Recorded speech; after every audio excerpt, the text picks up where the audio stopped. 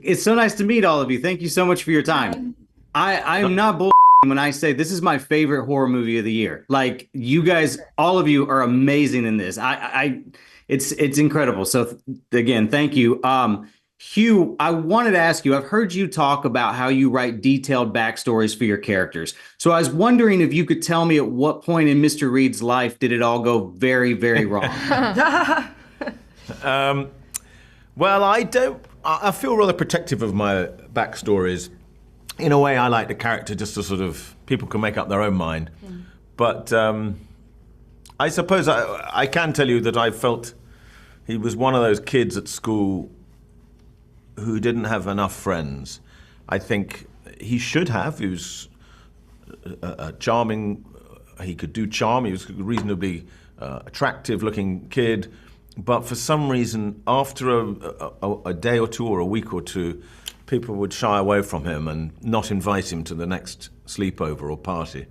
And I think that he's very wounded by that and overcompensated throughout his life with more and more efforts to be entertaining and a bit crazy and to play pranks on people. I love that. Now, before you guys read the script, be honest, but did any of you know that with great power comes great responsibility was a Voltaire quote? Because that was news to me. I was like, what? No. Didn't even know it was Spider-Man. Didn't even know it was Spider-Man. I don't know anything about Spider-Man. I had heard of it, and I know Voltaire. Yeah. Of course, but... Yeah. No, I was like, I was loving how much I was learning during this movie. I was like, wow, That's great. There was Monopoly was a ripoff. I can't believe this. Now, did your own views on religion or faith change or evolve in any way while making Heretic? Because that's one thing I love about the movie is just how thought provoking, some of these themes are. It brought up a lot of. I mean, we both grew up Mormon, so I learned a lot about like earlier religions, so I think that's interesting to learn that a lot of religions are just reiterations, the same story. So that was interesting. Yeah, I've always been kind of agnostic, and this kind of reaffirmed my belief. Yeah, not really. Like, I feel like I didn't know. I mean, I know. Basic knowledge about Mormonism and the points that people say that like Mr. Reed points out, but Sister Barnes counter every single argument about Mormonism and religion. So I was always aware of that. It wasn't like a cop-out of like, oh, I didn't know that. But of course there were like other things. But no, I think if anything, I was more relating to the characters or even Paxton. Like I was like, oh yeah, I'm definitely not Paxton. But then as the movie went on, I had more sympathy, and I just kind of was like, wait, do I feel like Paxton? Like, I don't know, I maybe am more like her than I like to believe, without seeming really corny, but. That's not. No, I really resonated with that quote, the more you know, the less you know, because that's how I feel. I kind of, so to your point, I feel very agnostic also. I realize how dumb I am, so I've just relegated myself to know I'll never know, so I'm just going to hope for the best. That's where I'm at with this whole thing.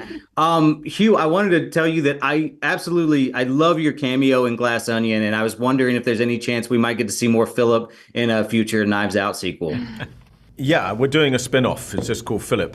I'm very excited for it. It's there's a lot of bread making and a lot of sex.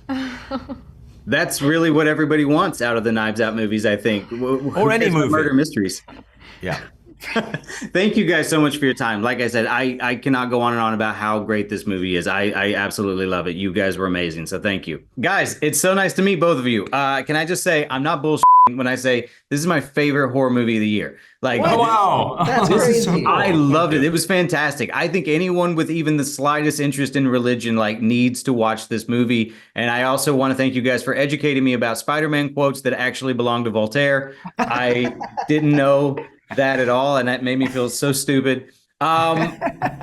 Heretic does an amazing job highlighting how powerful ideas get co-opted and rebranded, which feels like an even more relevant conversation today in regards to plagiarism online or AI. So why was exploring that concept so important to you both?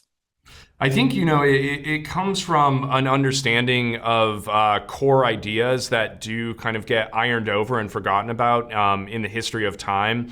There's kind of the metaphor in the middle of the movie about Monopoly and the origins of Monopoly, and that it actually came from this game called the Landlord's Game by this feminist, Elizabeth Maggie, who her history was on the verge of being erased if not for historians to capture that. And it's the same way with religion. So I think we just really want to make sure that we as human beings are always keeping our eyes open and really understanding the origins of thoughts, so that we can actually be a little more intellectual about what's come before us and not be blind to what's coming ahead of us. Now, did either of your own views on religion or faith change or evolve in any way doing a deep dive on a project like this? Absolutely. I mean, our feelings about religion are still evolving after even finishing the movie. We've known each other since we were 11 years old. We both grew up kind of vaguely Christian families, and then you grow up, you get older.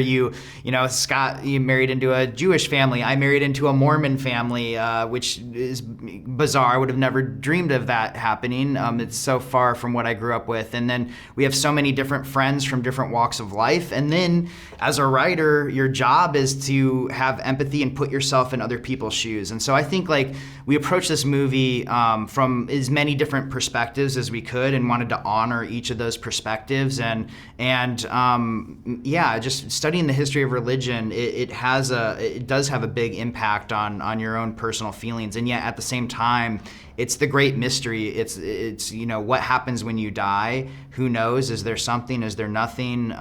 It's all fascinating to us. Now, are there any ideas kicking around about another story with Mr. Reed that you could possibly tap into, or is it safe to say that Heretic will remain a standalone film?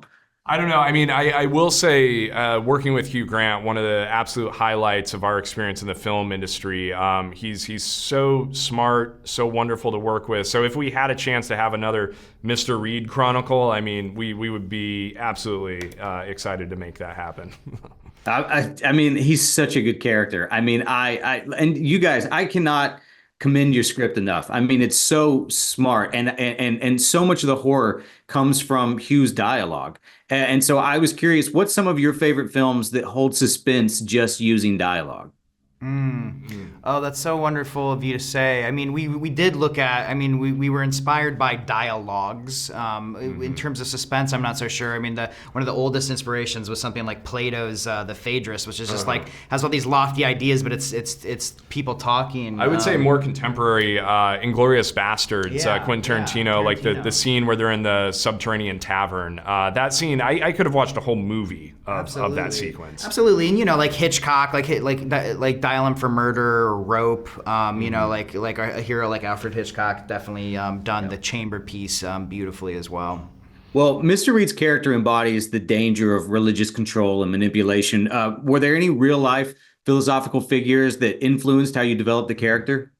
Yeah, I mean, certainly from a cult standpoint, thinking of Jim Jones and the Jonestown Massacre, Keith Raniere with the NXIVM cult, all of these people that are fairly charismatic, and you enter into this organization at first thinking it's going to better your life, and then it kind of perverts itself over the course of time. Yeah, and he was also, he was inspired by great atheist thinkers, Christopher Hitchens and Richard Dawkins, and he's an amalgamation of 30 different real life people. And then you bring Hugh into the conversation, and Hugh is, such a brilliant mind, and he had a lot of ideas as well about who the character connects to. So it's so fun to work with him. Awesome. Guys, well, thank you so much for your time. Like I said, I love the movie. I cannot tell you enough how much I love it. I can't wait to go watch it again. So thank you.